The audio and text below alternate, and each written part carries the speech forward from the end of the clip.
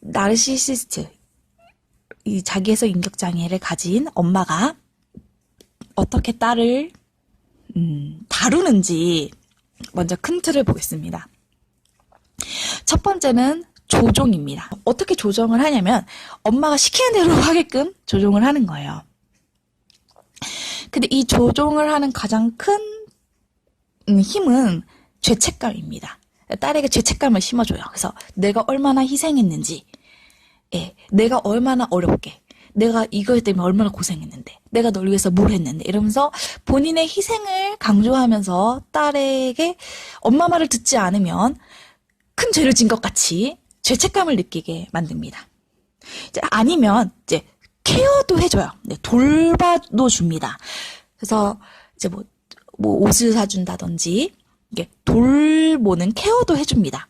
그래서 내가 엄마 말을 안 들으면 난 정말 나쁜 사람이 될 것만 같은 기분을 들게 만들면서 조종을 하게 됩니다. 또 하나는 통제를 합니다. 그러니까 딸을 굉장히 이제 컨트롤을 합니다. 이때 사용되는 것도 역시 죄책감입니다. 그래서 딸이 느끼는 감정, 그리고 딸의 반응이라든지 행동 같은 것들까지 이제 조정을 하는 거죠. 컨트롤을 하는 거죠. 그리고 이제 딸이 말을 안 들었다. 그러면 이제 벌을 내립니다. 네, 이 벌 같은 경우에는 뭐 딸이 말을 안 들으면은 말을 내가 원하는 대로 해줄 때까지 대화를 아예 하지 않는다든지, 네, 이제 이런 식으로 해서 딸을 조종하고 통제하는 것이 이제 가장 큰 특징입니다. 그래서 이 나르시시스트는 나와 타인을 구별할 줄 몰라요. 나와 타인을 구분할 수 없기 때문에 딸을 나의 연장으로 봅니다. 그러니까 나와 딸을 개별적인 인격으로 볼 수가 없는 거죠. 네, 물론 그렇기 때문에 이제 장애인데, 그래서 이 딸을 조정하는데, 그럼 좀 더 자세하게 어떤 특징을 가지고 이제 이 엄마가 어떻게 딸을 대하는지를 보겠습니다. 첫 번째는 딸을 이제 방해합니다. 첫 번째가 흉복이에요, 흉복이. 근데 이 흉을 일단은 주변에 있는 모든 사람들의 흉을 다 딸에게 봅니다. 이제 뭐 시아버지, 시어머니, 고모, 고모부, 아빠, 왜 무슨 누구 집사님, 뭐 내 직장 상사, 오만 만나는 사람들의 흉을 다 딸에게 봅니다. 이제 뭐 이거에 여러 가지 기능이 있겠죠. 그래서 딸이 뭐 예를 들어서 우리 엄마는 정말 힘들게 살아, 엄마가 너무 불쌍해, 이런 것을 뭐 불러일으키기도 하고, 혹은 이제 엄마가 끊임없이 아빠에 대해서 흉을 본다. 아니면 딸이 결혼한 사위에 대해서 흉을 본다고 생각하세요. 계속 흉을 봐요. 얘는 이랬고 나한테 저렇게 해서 너무 섭섭했고, 얘는 이래서 안 되고, 얘는 이기적이고, 막 흉을 봐요. 그러면은 이 딸이 어떻게 되냐면 자기 아버지에 대해서, 혹은 자기의 남편에 대해서, 혹은 자기의 뭐 할아버지나 할머니에 대해서 거부감을 느끼겠죠. 끊임없이 이 사람에 대해서 안 좋은 얘기를 들으면. 그러면 이 딸은 이 흉본 사람들이랑 관계를 끊게 되잖아요. 그러면 딸은 어떻게 되죠? 고립되죠. 아무도 안 남아요, 딸 주변에. 오직 엄마만 남는 거죠. 네, 이런 식으로 해서 이제 딸을 또 엄마에게 의존하게 만드는 방법이 있습니다. 그리고 사실은 또 딸의 흉도 남에게 막 보죠. 두 번째는 이제 깎아내림입니다. 그러니까 딸의 뭐 직업, 그리고 뭐 딸이 느끼는 뭐 행복감이라든지, 뭐 딸이 했었던 모든 것들을 깎아내립니다. 저 같은 경우에는 저희 엄마가 저의 외모를 그렇게 깎아내리셨어요. 쟤는 눈이 저렇게 작아가지고, 쟤는 다리도 못생긴 게, 쟤는 뭐 누굴 닮아가지고 키가 저렇게 작냐, 이러면서 저의 외모를 굉장히 많이 깎아내렸어요. 그리고 사실은 그냥 깎아내려요. 뭐 특별한 잘못을 안 해도. 너는 나쁜 애야. 너는 이기적이야. 너는 너밖에 몰라. 그러니까 특별하게 근거도 없는 것도 막 깎아내려요. 사실 이거를 하는 거는 이렇게 깎아내림으로써 굉장히 이제 딸이 행복하지 못하게 만드는 거죠. 그쵸? 그러니까 사실은 자기가 자기 자신한테 느끼는 거예요. 나는 형편없는 사람이야. 나는 별 볼 일 없는 사람이야. 나는 이것도 못해. 나는 존재의 이유가 없어. 내가 느끼는 그 자존감, 낮은 자존감, 그 나에 대한 혐오감, 이거를 딸이 느끼게 하는 거예요. 네. 그 다음에 훈계가 있습니다. 영어로는 어드바이스라고 했는데, 제 생각엔 조언이라고 하기에는, 별로 그렇게 조언이라는 번역을 하기엔 저는 별로 마음에 들지 않았어요. 하나는 제가 봤을 때는 한 훈수 정도가 딱 맞는 것 같습니다. 그냥 그렇게 이제 그 레슨이라고도 하거든요. 이 사람, 그 나르시시스의 그 끊임없는 레슨. 끊임없는 가르침을 줍니다. 첫 번째 제가 쓰는 거는 바로 이 길트 트랩, 그러니까 죄책감으로 묶어버리는 거예요, 딸을.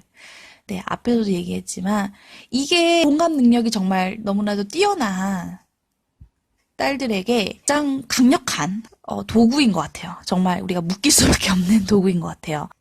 그래서 일단은 엄마가 자기가 피해자라고 합니다. 계속. 내가 얼마나 힘들게 살았는지, 내가 얼마나 고생을 했는지, 내가 얼마나 희생을 했는지, 내가 어떤 아픔을 겪었는지, 내가 밖에서 어떤 해코지를 당했는지, 혹은 내가 어떤 내가 정말 그 모욕을 참고 내가 막 이렇게 합니다. 그래서 항상 본인이 피해받았다는 생각을 피해자다. 내가 피해자다라는 걸 많이 합니다. 네. 그리고 이제 자기의 희생을 굉장히 강조하면서, 그러면 딸이, 엄마 말을 안 들으면 내가 너무나도 나쁜 사람이 된 것 같아. 그래서, 그리고 우리 엄마는 불쌍한 사람이야.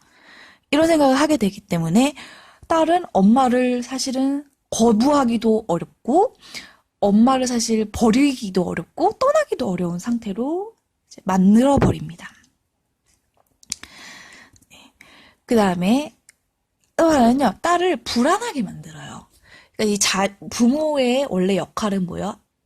아이에게 안정감을 주는 게 부모의 역할이잖아요. 아이가 어디서든지 이렇게 안정감을 찾고 안전하게 아이가 있을 수 있게 하는 것이 부모의 역할인데, 이 자기애성 인격장애 사람들은 자식을 일부러, 그게 사실 무의식적이든 의식적이든지 자녀를 불안하게 만듭니다.